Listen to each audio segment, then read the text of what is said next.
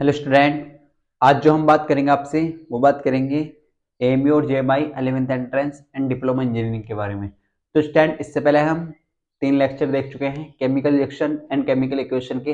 अगर स्टूडेंट आपने वो लेक्चर नहीं देखे हैं तो पहले आप प्लीज़ उन्हें देखिए, फिर ये वाले लेक्चर देखिए। आपको इससे कॉन्सेप्ट क्लियर हो जाएगा, तभी आपको 100% क्लियर होगा। तो स्टूडेंट, आज जो हम बात करेंगे वो बात करेंगे टाइप्स ऑफ रिएक्शन की। इससे पहले हम बैलेंस रिएक्शन करना सीख चुके हैं, इक्वेशन में क्या डिफरेंस होता है, रिएक्टेंट क्या होता है, ये सब कुछ देख चुके हैं। तो आज जो बात करने वाले हैं टाइप्स ऑफ रिएक्शन की। तो स्टैंड, अगर हम इस चैप्टर की बात करते हैं तो इस चैप्टर में सबसे ज़्यादा जो इंपॉर्टेंट चीज़ें हैं वो है, या तो आपको रिएक्शन पूछी जा सकती है बैलेंस करने के लिए, या आपसे जो पूछा जाएगा क्वेश्चन वो टाइप्स ऑफ रिएक्शन में से पूछा जाएगा। तो ये दोनों चीज़ें इंपॉर्टेंट है, यहाँ से क्वेश्चन एग्जाम में क्वेश्चन बनता है, इसलिए आपको बहुत अच्छे तरीके से लेक्चर समझना है, तभी आपको क्लियर होगा। तो स्टैंड, अगर हम बात करें आज जो हम पढ़ेंगे, अगर हम लास्ट क्लास के क्वेश्चन की बात करें जो हमने आपसे पूछा था, तो ये क्वेश्चन था हमारे सामने KClO3। तो कुछ तरीके से हमने कोई क्वेश्चन पूछा था आपसे, तो हमें क्या मिला, KCl प्लस O2। इसे आपको रिएक्शन को बैलेंस करना था। तो इस तरीके से आपके पास 4 ऑप्शन थे। बहुत सारे बच्चों ने इसका आंसर सही दिया है, ऑप्शन नंबर डी इसका करेक्ट था। तो बहुत सारे बच्चों ने उसका आंसर सही दिया है। तो देखते हैं, देखो इसका सॉल्यूशन। तो स्टैंड, अगर हम बात करें इसमें आपसे, तो आपको किस तरीके से बैलेंस करना है हमने आपको सिखाया था। आप डायरेक्ट करना सीखिए। आप LHS साइड में, आपको लिखना नहीं है, आपको डायरेक्ट करना है। हम आपको बता देते हैं, LHS RHS लिख लीजिए। तो LHS साइड में आप पोटेशियम देखिए कितने हैं, 1। अगर क्लोरीन की बात करते हैं तो क्लोरीन कितने हैं यहाँ पे, 1। और ऑक्सीजन कितने हैं, 3। अगर हम RHS साइड में पोटेशियम की बात करें, 1। और क्लोरीन वो भी 1 है। और ऑक्सीजन की बात करते हैं तो ऑक्सीजन 2 है। तो स्टैंड कुछ इस तरीके से यहाँ पे चीजें हैं। देखो, अगर हम LHS साइड में पोटेशियम देखो, के जो है वो पोटेशियम का सिंबल है। के क्या है, पोटेशियम का सिंबल। आपसे ये भी पूछा जा सकता है, ये देखो पोटेशियम क्या है, ये कहां से लिया गया। जैसे फॉर एग्जाम्पल हम बात करते हैं, ये हम आपको एटम्स एंड मॉलिक्यूल में बताएंगे, थोड़ा सा बता देते हैं। जैसे पोटेशियम है, इस तरीके से सोडियम होता है। आपने ज्यादातर जो सिंबल देखे हैं वो किसी भी वर्ड का पहला लेटर है, लेकिन सोडियम का जो सिंबल है सर N है, और पोटेशियम का सर K है। ऐसे बहुत सारे सिंबल है। ये लिए के कहां से लिए गए हैं, तो ये इनका जो लैटिन नाम होता है ये आपको याद रखना है। Na का होता है नेट्रियम। ये कहां से लिया गया, ये एग्जाम में पूछा जा चुका है क्वेश्चन, नेट्रियम। और K का केलियम। तो इस तरीके से ये आपको याद रखना है, ये क्वेश्चन इंपोर्टेंट है, चीजें हम आपको बता रहे हैं इस तरीके से। सोडियम जो लिया गया है, ये कौन सी लैटिन नाम से लिया गया है, कौन सी लैटिन शब्द से लिया गया है, कौन सी लैटिन वर्ड से लिया गया है, नेट्रियम वर्ड से। कहां से, नेट्रियम वर्ड से है। ये क्वेश्चन जामी में पूछा जा चुका है। अगर हम पोटेशियम की बात करें तो पोटेशियम किस लैटिन शब्द से लिया गया है, केलियम वर्ड से। किससे, केलियम वर्ड से। तो ये आपको क्लियर हो जाना चाहिए। अब हम देखते हैं कि रिएक्शन बैलेंस है अनबैलेंस है। तो एक पोटेशियम है, पोटेशियम का सिंबल क्या है, के। क्लोरीन का सिंबल क्या है, Cl। ऑक्सीजन का सिंबल क्या है, O। इसी तरीके से आरएचएस साइड में बात करें तो एक पोटेशियम है, एक क्लोरीन है, 2 ऑक्सीजन है। तो इसका मतलब यहाँ पे पोटेशियम में बैलेंस है, क्लोरीन बैलेंस है, लेकिन ऑक्सीजन अनबैलेंस है। तो आप कैसे करेंगे, तो आप इस रिएक्शन को यहाँ पर लाइए इस तरीके से, KClO3, यहाँ पे क्या है हमें, KCl प्लस O2। इस तरीके से आपको लिखा हुआ मिल रहा है। अब आप ये देखिए, हमें ये बताइए आप कि यहाँ पे अनबैलेंस क्या है सर। तो यहाँ पे अगर आप बहुत ध्यान से देखें, यहाँ पे आपको बैलेंस करने हैं ऑक्सीजन, लेकिन यहाँ पे जो ऑक्सीजन है वो क्या है, वो एक कंपाउंड में है। अगर आप किसी एक नंबर की मल्टीप्लाई इस कंपाउंड में करेंगे तो हर एक एलिमेंट में होगी, हम आपको सिखा चुके हैं। जैसे फॉर एग्जांपल, अगर मैं यहाँ पर देखो, आप बहुत ध्यान से देखें, KClO3, अगर मैं यहाँ पर 2 की मल्टीप्लाई कर देता हूँ तो 2 की मल्टीप्लाई K में भी होगी, 2 की मल्टीप्लाई Cl में भी होगी, 2 की मल्टीप्लाई O में भी होगी, यानी कि ऑक्सीजन में भी होगी। तो हम ऐसे कह सकते हैं, यहाँ पे पोटेशियम तो सर 2 हो जाएंगे, यहाँ पे क्लोरीन सर 2 हो जाएंगे, ऑक्सीजन कितने हो जाएंगे सर, यहाँ पे 6। ऑक्सीजन कितने हो जाएंगे, 6 हो जाएंगे। आप बहुत ध्यान से देखें, ऑक्सीजन कितने हो जाएंगे, 6 हो जाएंगे, क्योंकि 3 दूनी 6। तो आपने यहाँ पर क्या करा, यहाँ पे 2 की मल्टीप्लाई कर दी। अभी हमने क्यों करी, अब आगे बताएंगे आपको। देखो, तो यहाँ पे टोटल कितने हो चुके हैं, पोटेशियम पोटेशियम 2 हो चुके हैं, क्लोरीन क्लोरीन 2 हो चुके हैं, ऑक्सीजन 6 हो चुके हैं। अब देखो, अगर बहुत ध्यान से देखें, यहाँ पे कितने पोटेशियम है, 2। यहाँ पे कितने पोटेशियम है सर, 2। अगर यहाँ पे 2 पोटेशियम है तो यहाँ पर कितने पोटेशियम है, 1। यहाँ पर कितने हैं, 1। तो 1 को 2 आप जानते हैं किस तरीके से बनाते हैं, तो हम यहाँ पर भी 2 की मल्टीप्लाई कर देंगे। तो यहाँ पर कितने पोटेशियम हो जाएंगे, 2। क्लोरीन भी कितने हो जाएंगे, 2। तो इसका मतलब सर हमारी ये चीजें तो बैलेंस है। अब यहाँ पे ऑक्सीजन कितने हैं सर आपके सामने, ऑक्सीजन है 2, और इन्हें बनाने कितने हैं, 6। तो यहाँ काय की मल्टीप्लाई करेंगे आप, 3 की, तो 3 दूनी 6। तो इस तरीके से आप बैलेंस कर सकते हैं और आप लिख सकते हैं LHS बराबर RHS के। तो आपकी रिएक्शन बैलेंस हो चुकी है। ये क्वेश्चन भी एग्जाम में पूछा जा चुका है। तो ये चीजें हमने आपको बताई कि रिएक्शन को कैसे बैलेंस करते हैं। तो स्टैंड आपका एक मार्क्स कंफर्म है। यहाँ से आपके एग्जाम में क्वेश्चन पूछा जा सकता है, आप प्रिपेयर करें इन रिएक्शनों को। अब नेक्स्ट क्लास में आज जो हम पढ़ेंगे टाइप्स ऑफ रिएक्शन पढ़ेंगे, इससे नेक्स्ट क्लास में भी हम ऑक्सीडेशन, रिडक्शन, रिडॉक्स रिएक्शन पढ़ेंगे और फिर जो नेक्स्ट क्लास होगी उसमें हम करेंगे क्वेश्चन प्रैक्टिस कराएंगे आपको। जितने भी क्वेश्चन इस चैप्टर से पूछे जा चुके हैं वो सब हम कराएंगे। इससे आपकी प्रैक्टिस काफी स्ट्रॉन्ग होगी, काफी स्ट्रॉन्ग आपकी तैयारी होगी इस तरीके से। तो इसमें जो हम देखने वाले हैं लास्ट ईयर जो भी PYQ हैं सब वो देखने वाले हैं और जो इंपोर्टेंट क्वेश्चन है वो हम कराएंगे क्लास में, आपसे डिस्कस करेंगे। तो स्टैंड आपको क्लियर हो चुका होगा। अब जो हम बात करते हैं वो बात करते हैं टाइप्स ऑफ रिएक्शन की। किसकी बात करेंगे? टाइप्स ऑफ रिएक्शन की। तो स्टैंड आप वीडियो को पॉज करें और इसे नोट करें।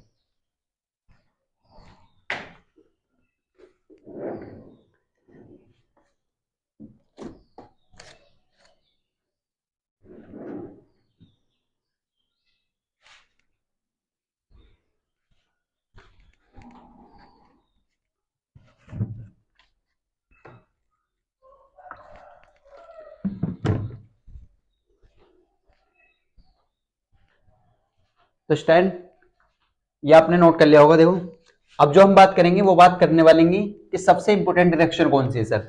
हम जो सबसे पहले पढ़ेंगे वो पढ़ेंगे डिस्प्लेसमेंट रिएक्शन। कौन सी पढ़ेंगे? Displacement reaction. अगर हम इस चैप्टर की बात करते हैं तो इसमें सबसे इंपोर्टेंट जो रिएक्शन है वो डिस्प्लेसमेंट रिएक्शन है। आज तक आपने रिएक्टिविटी सीरीज को केवल रटा है, आज हम आपको ऐसे समझा देंगे कि आपके चुटकियों में याद होगा। रिएक्टिविटी सीरीज चुटकियों में याद कर लेंगे आप क्वेश्चन को देखते ही कर देंगे वहां पर। तो आज हम सबसे पहले पढ़ेंगे डिस्प्लेसमेंट रिएक्शन क्या होती है, इसके बारे में समझने वाले हैं। विस्थापन अभिक्रिया अगर हम आपसे बात करते हैं तो अगर हम एमयू की बात करें तो एमयू में डिस्प्लेसमेंट रिएक्शन का क्वेश्चन कई बार आ चुका है। कई बार 4 एग्जांपल दिए जाते हैं आपको, इनसे पूछा जाता है कि इसमें example of displacement reaction, displacement reaction का एग्जांपल कौन सा है। अगर हम जेएमआई डिप्लोमा इंजीनियरिंग की बात करें तो यहां से कम 10 बार ये क्वेश्चन आ चुका है डिस्प्लेसमेंट रिएक्शन का। और एमयू जेएमआई 11th एंट्रेंस में यहाँ से क्वेश्चन आ चुका है। तो हर एग्जाम में यहाँ से क्वेश्चन आता है, तो आप बहुत ध्यान समझें। हम जो पहले कॉम्बिनेशन और डिकम्पोजिशन रिएक्शन बाद में पढ़ेंगे, पहले डिस्प्लेसमेंट रिएक्शन आपको समझाते हैं। तो इस तरीके से पहले आपको हम डिस्प्लेसमेंट रिएक्शन समझाएंगे, उसके रिएक्टिविटी सीरीज याद कराएंगे। तो स्टैंड आपको बहुत अच्छे से समझ लेना है इस रिएक्शन को। अगर स्टैंड अभी तक आपने वीडियो को लाइक नहीं करा है तो वीडियो को लाइक कर लें और चैनल को सब्सक्राइब नहीं करा है तो चैनल को सब्सक्राइब कर लें। अगर हम आपसे बात करें डिस्प्लेसमेंट रिएक्शन की, हमारा जो टॉपिक है वो क्या है? Displacement reaction. देखो बहुत इंपोर्टेंट रिएक्शन है, आप यहां से 1 मार्क्स क्वेश्चन पूछा जा सकता है। तो अगर हम बात करें आपसे डिस्प्लेसमेंट रिएक्शन की सर, देखो सबसे इंपोर्टेंट रिएक्शन है अगर इस चैप्टर की बात करें, डिस्प्लेसमेंट रिएक्शन, जिसे हम कहते हैं हिंदी में विस्थापन अभिक्रिया। क्या बोलते हैं? विस्थापन अभिक्रिया। देखो इसके नाम में ही सब कुछ छिपा हुआ है, आप ऐसे समझ सकते हैं। तो विस्थापन अभिक्रिया क्या होती है सर? विस्थापन अभिक्रिया को समझने से पहले आपको एक रिएक्टिविटी सीरीज याद करनी है, रिएक्टिविटी सीरीज समझनी है, तभी आप इस रिएक्शन को समझ पाएंगे। ये जो रिएक्शन है काफी इंपोर्टेंट रिएक्शन है और काफी आसान रिएक्शन है। ये हम आपको एग्जाम्पल से भी समझाएंगे, आपको 100% समझ में आ जाएगा। तो स्टूडेंट इसकी ट्रिक देखते हैं। देखो अगर हम आपसे बात करते हैं इस तरीके से, तो इसकी रिएक्टिविटी सीरीज आपको याद करनी है। देखो जैसे आप सब जानते हैं जो के है वो किसका सिंबल है? वो सिंबल है सर पोटेशियम का। किसका सिंबल है? पोटेशियम का। तो रिएक्टिविटी सीरीज हम लिख लेते हैं यहाँ पर। जो के है वो किसका सिंबल है? पोटेशियम का। एन किसका सिंबल होता है? सोडियम का। सी कैल्शियम का। देखो इस तरीके से आपको याद रखना है। काशीनाथ का माली आलू जरा फीके पकाता है, कौन है आगे आओ। देखो इस तरीके से है, काशीनाथ का माली आलू जरा फीके पकाता है, कौन है आगे आओ। इस तरीके से तो ट्रिक हुई। अब हम इनके नाम लिख लेते हैं। पहले हम क्या करते हैं, पहले इनके नाम लिख लेते हैं। देखो आपके सामने, तो के फॉर पोटेशियम, ये भी आपको याद रहनी चाहिए। देखो आपको इनके ये भी के फॉर है पोटेशियम। अगर हम Na4 की बात करें तो क्या है? सोडियम। वो क्या है? सोडियम। अगर Ca की बात करते हैं तो वो क्या है? कैल्शियम। अगर हम Mg की बात करते हैं तो वो क्या है सर, वो है मैग्नीशियम। क्या है वो, मैग्नीशियम। अगर हम आपसे Al की बात करते हैं तो वो क्या है, एल्युमिनियम। Zn की बात करते हैं तो वो क्या है सर, जिंक। Fe की बात करते हैं तो वो क्या है सर, आयरन। अगर हम Pb की बात करते हैं तो सर वो है लेड यानी कि सीसा। H की बात करते हैं तो ये क्या है, हाइड्रोजन। अगर Cu की बात करते हैं तो वो क्या है, कॉपर। अगर Hg की बात करते हैं तो आप जानते हैं Hg मरकरी है, ये भी इंपोर्टेंट क्वेश्चन है। Ag जो होता है वो सिल्वर होता है, और Au होता है गोल्ड यानी कि सोना। आप इस तरीके से समझ सकते हैं यहाँ पर। तो स्टैंड आपने ये चीजें याद करी, K4 potassium, Na4 sodium, Ca4 calcium, Mg4 magnesium, Al4 aluminium, Zn4 zinc, Fe4 iron, Pb lead, H hydrogen, Cu copper, Hg mercury, Ag silver, Au gold. तो इस तरीके से आपने क्या करा, रिएक्टिविटी सीरीज को याद करा। जैसे आप जानते हैं K क्या है सर, K किसका सिंबल है, पोटेशियम का। Na किसका सिंबल है, सोडियम का। Ca किसका सिंबल है, कैल्शियम का। Mg किसका सिंबल है, मैग्नीशियम का। Al किसका सिंबल है सर, एल्युमिनियम का। Zn किसका सिंबल है सर, जिंक का। Fe किसका सिंबल है सर, आयरन का। Pb इसे बोलते हैं लेड और इसे हिंदी में कहते हैं सीसा। H की अगर हम बात करें तो H को बोलते हैं हाइड्रोजन। हाइड्रोजन का सिंबल क्या होता है, H। जैसे कॉपर है तो Cu कॉपर है। Hg मरकरी, देखो ये भी जो वर्ड है ये भी लैटिन वर्ड से लिया गया है, Hg। यानी कि अगर आप चाहें, आप कहेंगे सर ये तो M से बनना चाहिए, तो लेकिन ये H से क्यों बनना, इसका नाम है हाइड्रोजियम। ये भी आपको याद रखना, हाइड्रोजियम। मरकरी के जो लैटिन कहां से लिया गया है, हाइड्रोजियम से। इस तरीके से सिल्वर, तो सिल्वर भी एस से बनना चाहिए लेकिन एजी से बनना है, तो इसका मतलब है अर्जेंटियम। क्या है, अर्जेंटियम। अगर हम गोल्ड की बात करते हैं तो एयू यानी कि सोना, गोल्ड ओरम वर्ड से लिया गया। तो ये चीजें आपको याद रखनी है, एच जी हाइड्रोजियम, एजी सिल्वर और एयू गोल्ड। तो स्टैंड आपको क्लियर हो चुका होगा। तो इस तरीके से आपको समझना है।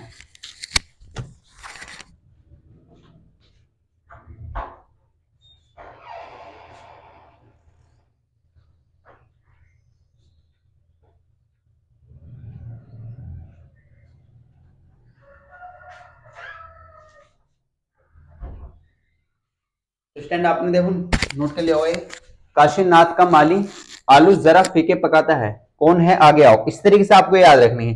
हम आपको लिख लेते हैं, देखो K4 है काशी। कैसे याद करना आपको, इस तरीके से याद करना, काशी, तभी आपको अच्छे से याद होगी। देखो K4 काशीनाथ यानी कि काशीनाथ का माली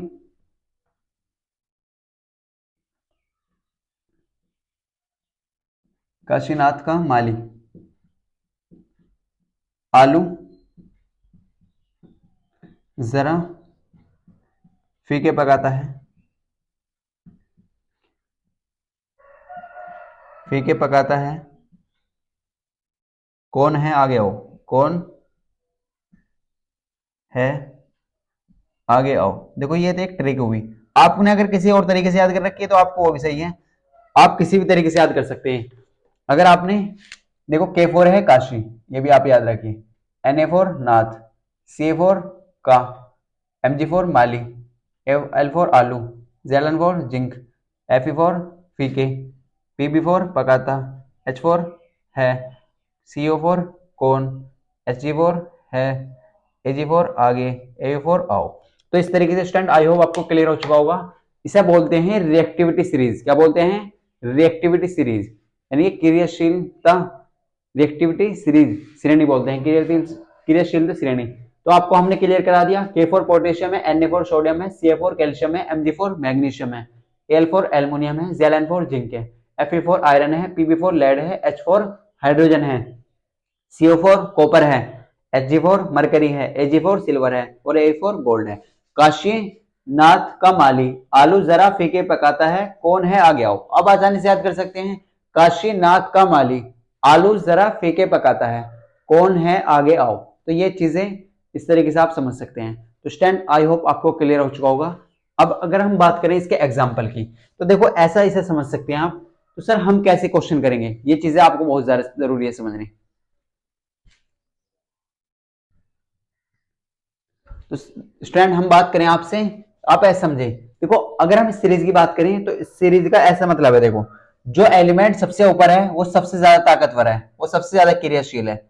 जो एलिमेंट सबसे ऊपर है वो सबसे ज्यादा ताकतवर है, सबसे ज्यादा क्रियाशील है, सबसे ज्यादा रिएक्टिव है।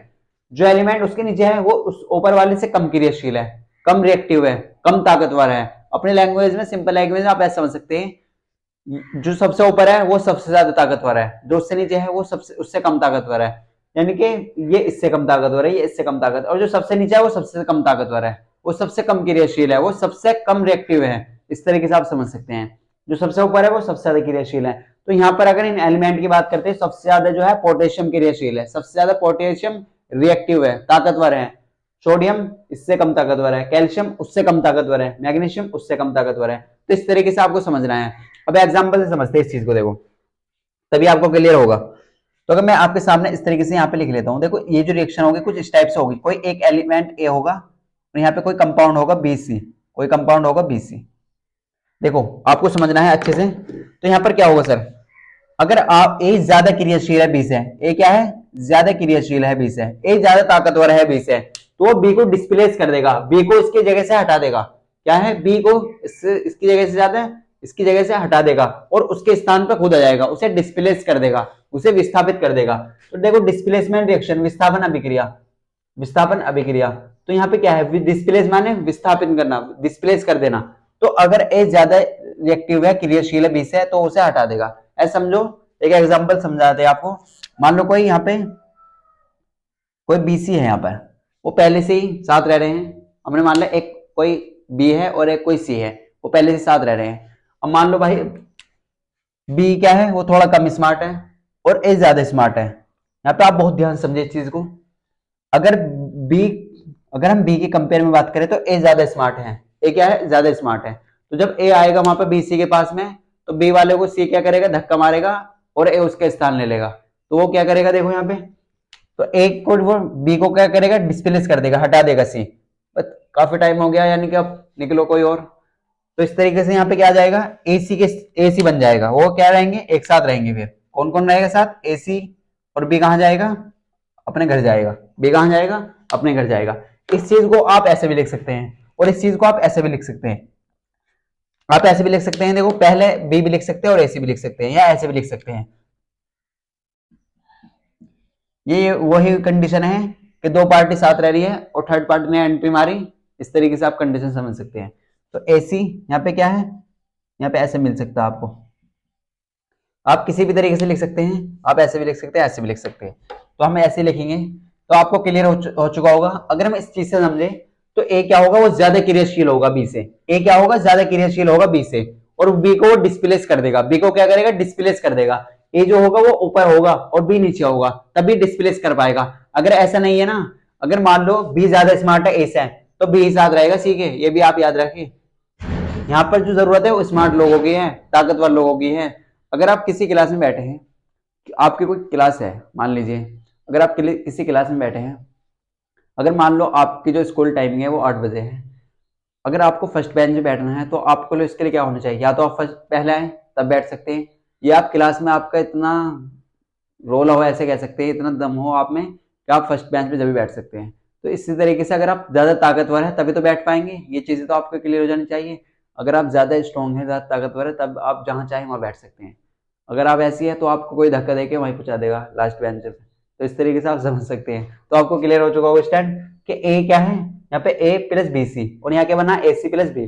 तो ए ज्यादा ताकतवर होगा बी से, तभी वो डिस्प्लेस कर पाएगा, नहीं तो नहीं कर पाएगा। यानी कि ताकतवर का मतलब यह है कि वो ज्यादा क्रियाशील होगा। तो एग्जाम्पल से समझते हैं इस चीज को। तो देखो यहाँ पे अगर मैं आपके सामने एक एग्जाम्पल लेता हूं, यहाँ पे हमने लिया ZnCuSO4 यानी कि कॉपर सल्फेट। क्या है, Zn जिंक है और यहाँ पे कॉपर सल्फेट है।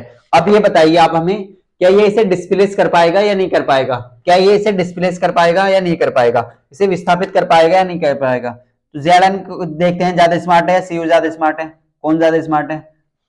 देखो यहाँ पर अगर हम अरे ये कहां से पता चलेगा स्मार्टनेस का पता, हमको ये ना फेस को देखेंगे इनका, हम देखेंगे रिएक्टिविटी सीरीज। क्या देखेंगे, रिएक्टिविटी सीरीज, तभी तो हमें पता चलेगा कि कौन ज्यादा क्रियाशील है, कौन ज्यादा ताकतवर है। तो अगर हम बात करें Zn, तो Zn का स्थान देखें यहाँ पे, Zn किस जगह है, तो Zn सर यहाँ पर है। अगर हम CO की बात करें तो CO कहाँ है सर, CO तो यहाँ पर है। तो इसका मतलब सर Zn ज्यादा स्मार्ट है, Zn ज्यादा स्ट्रॉन्ग है, CO तो नीचे है, तो CO तो कम ताकतवर है, कम स्मार्ट है। तो Zn क्या करेगा, हटा देगा इसे B को, यानी कि CO को, जाओ कहीं और एंट्री मारो। तो इस तरीके से यहाँ पे किसके स्थान पर आ जाएगा, सीयू के स्थान पर। तो यहाँ क्या बन जाएगा ZnSO4, और ये कॉपर कहाँ चला जाएगा, कहीं और देखेगा, सीयू अलग हो जाएगा इस तरीके से। तो स्टूडेंट आई होप आपको क्लियर हो चुका होगा। एग्जाम्पल समझाने का पर्पज यही है, केवल आपको अच्छे से समझ आ जाए, आपको अच्छे से बेसिक स्ट्रॉन्ग हो जाए। तो इस तरीके से आपको लंबे टाइम तक ये चीजें याद रहे कि डिस्प्लेसमेंट रिएक्शन क्या होती है। देखो यहाँ पे कोई एक एलिमेंट ए होगा और यहाँ पे बी सी कोई कंपाउंड होगा, तो ए अगर ज्यादा रिएक्टिव है बी से तो बी को डिस्प्लेस कर देगा, अगर कम रिएक्टिव है तो नहीं कर पाएगा, ये भी आप याद रखिए। अगर हम इस क्वेश्चन की यहाँ से बात करते हैं, देखो इस तरीके से, अगर हम आपसे एक और एग्जांपल की बात करें,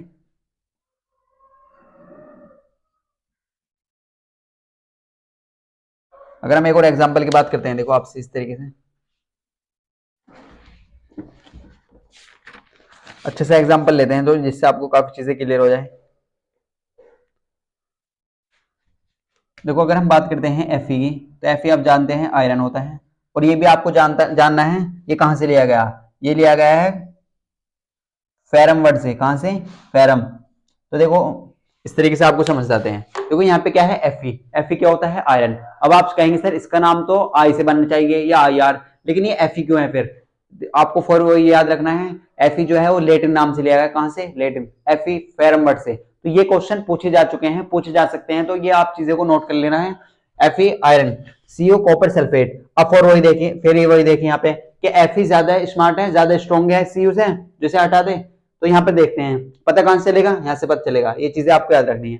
तो Fe आयरन, तो Fe का स्थान कहाँ है, Fe तो सर यहाँ पर है, कहाँ है, यहाँ पर है, और यहाँ पे क्या है, CO कहाँ पे है, CO यहाँ पे है। तो इसका मतलब क्या है सर, ये तो इसे आसानी से हटा देगा, ये तो देखो CO का स्थान यहाँ है और Fe का स्थान यहाँ पर है, तो इसे क्या करेगा, डिस्प्लेस कर देगा, आसानी से हटा देगा। अब ऐसे कह सकते हैं Fe जो है बहुत स्मार्ट है, किसके कंपेयर में, CO के कंपेयर में। और जब कंपेयर में स्मार्ट है तो सी के साथ कौन रहेगा, यहाँ पर SO4 के साथ कौन रहेगा, ज्यादा स्मार्ट बंदा रहेगा, कम स्मार्ट बंदा रहेगा, आप सब जानते हैं। तो इस तरीके से यहाँ पे क्या बन जाएगा, FeSO4, FeSO4, और यहाँ पे क्या है प्लस में Cu कहां चले जाएंगे भाई साहब, अपना अलग हो जाएंगे, नाराज हो जाएंगे तो अलग चले जाएंगे, तुम्हें पता ही है नाराज जब इंसान होता है तो एक तरफ रहता, तो इस तरीके से अलग हो जाएंगे। इस तरीके से आपको क्लियर हो चुका होगा स्टैंड। अगर हम एक और एग्जांपल की बात करें यहाँ पे, तो यहाँ पे एक और एग्जांपल समझते हैं इस चीज से। तो हमारे सामने एक और एग्जांपल है यहाँ पे,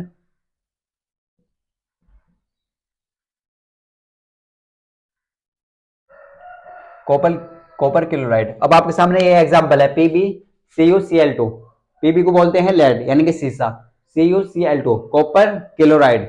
डिस्प्लेसमेंट रिएक्शन समझनी बहुत ज्यादा जरूरी है आपको, PbCuCl2। तो इस तरीके से आपको समझाना है। तो यहाँ पे क्या है, देखो आप क्या समझेंगे, फिर वही आप यहाँ देखेंगे, पीबी का स्थान कहाँ है, लेड का यहाँ पर, और सीयू कहाँ है ये, तो इसका मतलब क्या है, ऊपर कौन है, पीबी यानी कि लेड, और सीयू कहाँ है, इसका स्थान कहाँ है, नीचे है। तो इसका मतलब पीबी ज्यादा स्मार्ट है, सीयू कम स्मार्ट है, तो सीयू को अलग करेगा, तो उसके स्थान पर खुद आ जाएगा, यहाँ से क्या करेगा, स्थान पर खुद आ जाएगा, इसे डिस्प्लेस कर देगा, ऐसे कह सकते हैं डिस्प्लेस कर देगा। तो यहाँ पे क्या बन जाएगा, PbCl2 यानी कि लेड क्लोराइड, और कॉपर अलग हो जाएगा इस तरीके से। तो स्टूडेंट आपको क्लियर हो चुका होगा, यहाँ पर हमने आपको क्या समझाया कि डिस्प्लेसमेंट रिएक्शन क्या होती है, विस्थापन अभिक्रिया क्या होती है। अगर मान लो कोई पार्टी साथ में रह रही है और थर्ड पार्टी यहाँ पर एंट्री मारती है एकदम से, तो यहाँ पर क्या करती है, उसे हटा देती है और खुद उसके स्थान पर आ जाती है। पता कहां से चलेगा, एंट्री कब मारेगी, यहाँ से। ये चीजें भी आपको याद रखनी। तो रिएक्टिविटी सीरीज आपको याद रखनी बहुत ज्यादा जरूरी है, तभी आप क्लियर कर पाएंगे। काशीनाथ का माली आलू जरा फीके पकाता है, कौन है, आगे आओ, इस तरीके से आपको याद रखनी है। काशीनाथ का माली आलू जरा फीके पकाता है, कौन है, आगे आओ। ये एक रिएक्टिविटी सीरीज है, क्रियाशील श्रेणी है, इस तरीके से आपको याद रखनी है। K4 हमने बताया आपको पोटेशियम है, Na4 सोडियम है, Ca4 कैल्शियम है, Mg4 मैग्नीशियम है, Al4 एल्युमिनियम है, Zn4 जिंक है, Fe4 आयरन है, Pb4 लेड है, H4 हाइड्रोजन है, CO4 कॉपर है, Hc4 मरकरी है, Ag4 सिल्वर है, Ae4 गोल्ड है। तो इस तरीके से आपको समझाया हमने। आपको जब ये आप याद करेंगे तो आप 2-3 बार लिख के देखेंगे तो आपको खुद माइंड में आ जाएगी, खुद आपको याद हो जाएगी।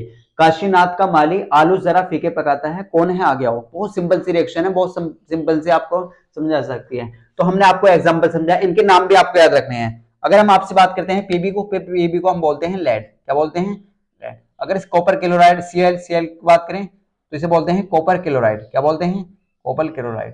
क्या सर ये रिएक्शन इस तरीके से होती है, तो एक और एग्जांपल समझाएंगे आपको हम, तभी आपको आसानी से समझ में आएगा। लेड क्लोराइड, Cl2 क्या बोलेंगे, लेड क्लोराइड, और CO आप जानते हैं इसे बोलते हैं कॉपर। तो स्टूडेंट इनके नाम भी आपको याद होने चाहिए। Zn को हम बोलते हैं जिंक, क्या बोलते हैं, जिंक। कॉपर सल्फेट क्या बोलते हैं, कॉपर सल्फेट। Zn को क्या बोलेंगे, जिंक सल्फेट।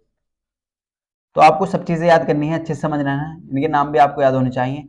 हमारी जो बेसिक केमिस्ट्री चल रही है एटम्स एंड मॉलिक्यूल में, उसमें हमने आपको बताया है कि फॉर्मूले कैसे बनते हैं। ये जो ZnSO4 आया है किस तरीके से आया है, ये सब चीजें हम वहां पर सीख रहे हैं। COSO4 कैसे बनना है, KOH कैसे आता है, इसे हम पोटेशियम हाइड्रोक्साइड क्यों बोलते हैं, NaH को सोडियम हाइड्रोक्साइड क्यों बोलते हैं। तो ये चीजें हमारी बेसिक केमिस्ट्री में चल रही है, एटम्स एंड मॉलिक्यूल में चल रही है। उसके 3 लेक्चर हो चुके हैं। तो स्टूडेंट अगर आपने वो वीडियो नहीं देखी है तो वहां वो वीडियो जरूर देखें।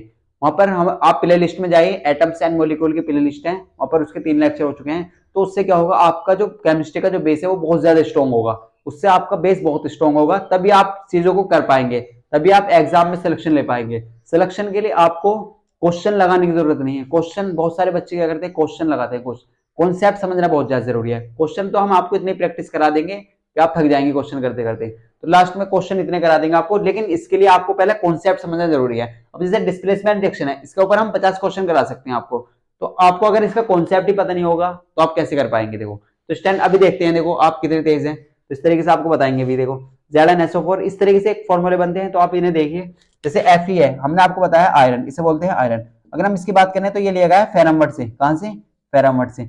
CuSO4 को तो आप जानते ही हैं, कॉपर सल्फेट होता है। FeSO4 को आप जानते हैं आयरन सल्फेट होता है, या फेरम सल्फेट भी कह सकते हैं,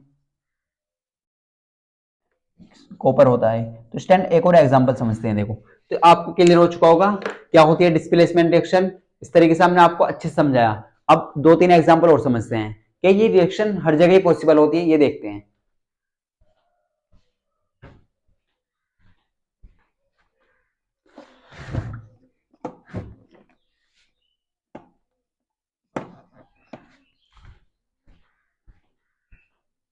तो स्टैंड आपको क्लियर हो चुका होगा। अब बात करते हैं एग्जाम्पल की। देखो तो अच्छे से समझते हैं एग्जाम्पलों को।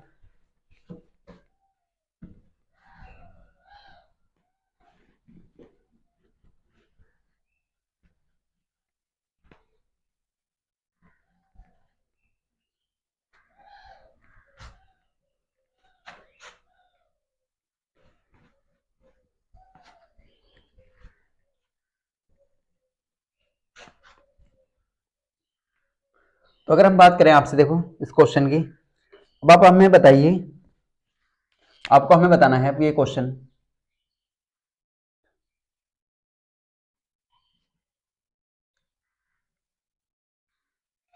आपको हमें बताना है। देखो यहाँ पर क्या आएगा, प्लस यहाँ पर क्या आएगा, क्या ये रिएक्शन पॉसिबल है। आप ये देखिए, पहले आपको क्या करना है, आपको दिया है copper ferrous sulphate, iron sulphate भी बोल सकते हैं, क्या ये रिएक्शन पॉसिबल है। आप कैसे पता करेंगे, देखो तो आपने सीखा है सर, आपने क्या सीखा है, आपने इस तरीके से सीखा कोई एलिमेंट ए है सर, और यहाँ पे BC कोई कंपाउंड है, तो ए कब डिस्प्लेस करेगा बी को, जब ए ज्यादा स्ट्रॉन्ग होगा, ए ज्यादा क्रियाशील होगा, तभी तो डिस्प्लेस कर पाएगा। अगर कम क्रियाशील है, ताकतवर नहीं है, तो नहीं कर पाएगा। अगर आप कमजोर है तो आप फर्स्ट बेंच पे नहीं बैठ सकते, आपको कोई भी वहां पर मारेगा, आपको वहां पीछे पहुंचा देगा। आप तभी बैठ सकते हैं आप ज्यादा स्ट्रॉन्ग है कंपेयर टू दूसरे के जो आप बैठा है वहां पे। तो इस तरीके से आपको याद रखना है।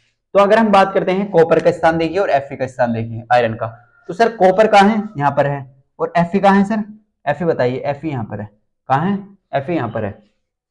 तो क्या कॉपर Fe को डिस्प्लेस कर पाएगा, क्या कॉपर Fe को डिस्प्लेस कर पाएगा। देखो अगर हम बात करें Fe का स्थान कहाँ है, यहाँ पर है, और कॉपर का स्थान यहाँ कहाँ है, क्या ये चीजें इसे डिस्प्लेस कर सकती है, क्या ये इसे हटा सकती है। आप खुद ही सोचिए अपने माइंड से। ये कहाँ है, हमने आपको बताया जो एलिमेंट जितना नीचे है इस सीरीज में वो उतना ही कम ताकतवर है, उतना ही कम क्रियाशील है, उतना ही कम रिएक्टिव है। तो कॉपर तो कम रिएक्टिव है किसके कंपेयर में, आयरन के। तो आयरन ज्यादा स्ट्रॉन्ग है, आयरन ज्यादा क्रियाशील है किसके कंपेयर में, कॉपर के, इसे डिस्प्लेस नहीं कर पाएगा। ये ऐसे आप समझ सकते हैं, आयरन जो है ज्यादा स्मार्ट है और कॉपर है कम स्मार्ट। तो कॉपर यहाँ पे जब आयरन ज्यादा स्मार्ट है और सल्फेट के साथ में है, तो कॉपर कैसे इसे हटा देगा, तो ज्यादा स्मार्ट। अब तो आप समझ सकते हैं। देखो तो ये नहीं कर पाएगा, इसे डिस्प्लेस नहीं कर पाएगा। क्यों नहीं कर पाएगा, क्योंकि कॉपर कम कम क्रियाशील है, कम ताकतवर है, वो Fe को नहीं हटा पाने का, Fe को नहीं हटा पाने का। तो आप डायरेक्ट यहाँ पे ऐसे लिखेंगे नो रिएक्शन, ये रिएक्शन ही पॉसिबल नहीं है, नो रिएक्शन। तो ऐसा भी हो सकता है स्टूडेंट, ये भी चीजें आपको याद रखनी है। कभी आप डायरेक्ट यहाँ पे लिखें कि डायरेक्ट के सर ने बताया था कि कॉपर सल्फेट और Fe। आपको ये चीजें हमने इसलिए याद कराई है कि ये रिएक्टिविटी सीरीज के बेस पे ये रिएक्शन होती है। काशीनाथ कमाली आलू जरा फीके पका था, इस तरीके से हमने इसलिए याद कराई, ये रिएक्शन ही पॉसिबल नहीं है, नो रिएक्शन। तो इस तरीके से आपको समझना है, अच्छे से समझना है। अगर एक और एग्जांपल की बात करें, चलो एक और एग्जांपल ले लेते हैं, तभी आपको क्लियर होगा अच्छे से। एक और एग्जांपल की बात कर लेते हैं।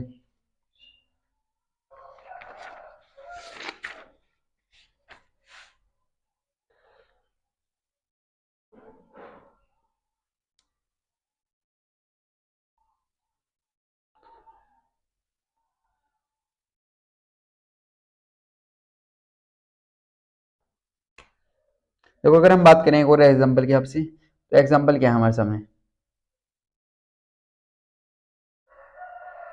देखो आपके सामने एक एग्जांपल है, ये एल्युमिनियम,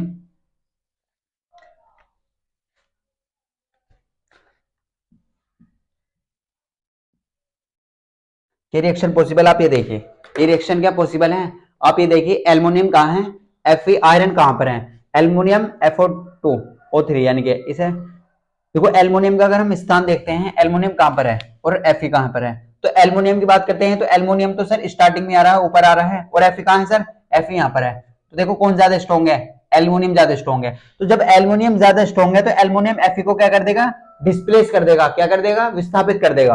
अगर एल्युमिनियम ज्यादा स्ट्रॉन्ग है तो Fe को डिस्प्लेस कर देगा आसानी से, आप सब जानते हैं, और वो क्या कर देगा, Fe को डिस्प्लेस कर देगा। तो इसके स्थान पर खोदा जाएगा तो यहाँ पे क्या बन जाएगा, यहाँ पे बन जाएगा Al2O3, एल्युमिनियम ऑक्साइड, और आयरन अलग हो जाएगा, Fe अलग हो जाएगा। तो इस तरीके से आप समझ सकते हैं। अगर हम इस रिएक्शन को इस तरीके से करते हैं, आप समझिए इस तरीके से। अब आप हमें बताइए कि ये रिएक्शन पॉसिबल है या नहीं है, ये रिएक्शन पॉसिबल है या नहीं है। क्या Fe एल्युमिनियम को डिस्प्लेस कर सकता है, क्या Fe एल्युमिनियम को डिस्प्लेस कर सकता है। एल्युमिनियम जो है वो ज्यादा स्ट्रॉन्ग है कंपेयर टू Fe के, क्योंकि Fe का जो स्थान है वो नीचे है, वो यहाँ पर है, देखो नीचे है। और हमने आपको बताया ये रिएक्टिविटी सीरीज निचले यानी कि इसका जो क्रम है वो डिक्रीजिंग ऑर्डर में है, वो घटते क्रम में है, डिक्रीज हो रही है, इसकी जो क्रियाशीलता है कम हो रही है। जो जितना ऊपर है वो इतना ज्यादा स्ट्रॉन्ग है, क्रियाशील है, जो नीचे है वो कम क्रियाशील है। इस तरीके से आप समझिए। तो यहाँ पे क्या है, Fe क्या एल्युमिनियम को डिस्प्लेस कर पाएगा, तो Fe क्या है, कम स्मार्ट है, एल्युमिनियम क्या है, ज्यादा स्मार्ट है, तो नहीं कर पाने का। तो यहाँ पे क्या आ जाएगा, फिर आप डायरेक्ट लिखेंगे कि सर नो रिएक्शन, क्या आएगा यहाँ पे, नो रिएक्शन। तो इस तरीके से भी आपको समझ लेना है, ये रिएक्शन कब पॉसिबल होगी कब पॉसिबल नहीं होगी, ये चीजें भी आपको याद करनी है। तो स्टूडेंट इस क्लास में आपको अच्छे से क्लियर हो चुका होगा कि डिस्प्लेसमेंट रिएक्शन क्या होती है। डिस्प्लेसमेंट रिएक्शन को आपको बहुत अच्छे से समझाना है, यह चीजें आपको क्लियर हो जानी चाहिए कि डिस्प्लेसमेंट रिएक्शन क्या होती है। इसकी रिएक्टिविटी सीरीज आपको याद करनी है, जितने भी हमने एग्जाम्पल कराए उन्हें अच्छे समझ लेना है, काफी चीजें क्लियर हो जाएंगी आपकी। नेक्स्ट लेक्चर में हम बात करेंगे टाइप्स ऑफ रिएक्शन में कि कॉम्बिनेशन रिएक्शन क्या होती है, डिकम्पोजिशन रिएक्शन क्या होती है। डिस्प्लेसमेंट रिएक्शन हमने देख लिया, पे डबल डिस्प्लेसमेंट रिएक्शन क्या होती है, ऑक्सीडेशन रिडक्शन और रिडॉक्स रिएक्शन क्या होती है। तो ये चैप्टर आपका कंप्लीट हो जाएगा। फिर हम इसके क्वेश्चन करेंगे, इसके क्वेश्चन करेंगे। तो स्टैंड काफी इंपॉर्टेंट लेक्चर होने वाला है नेक्स्ट लेक्चर, तो आप उसे देखिए। अगर आपने पार्ट 1 पार्ट 2 पार्ट नहीं देखा है, पार्ट 2 नहीं देखा है, तो पहले आप उन्हें देखिए, आपको उससे क्या होगा, बेसिक क्लियर होगा यहाँ पर। तो काफी उम्मीद है आपको अच्छा लगा होगा लेक्चर। अगर अभी तक आपने वीडियो को लाइक नहीं करा है तो वीडियो को लाइक जरूर कर लें, अगर चैनल को सब्सक्राइब नहीं करा है तो चैनल को सब्सक्राइब कर लें। मिलते हैं आपको नेक्स्ट लेक्चर में।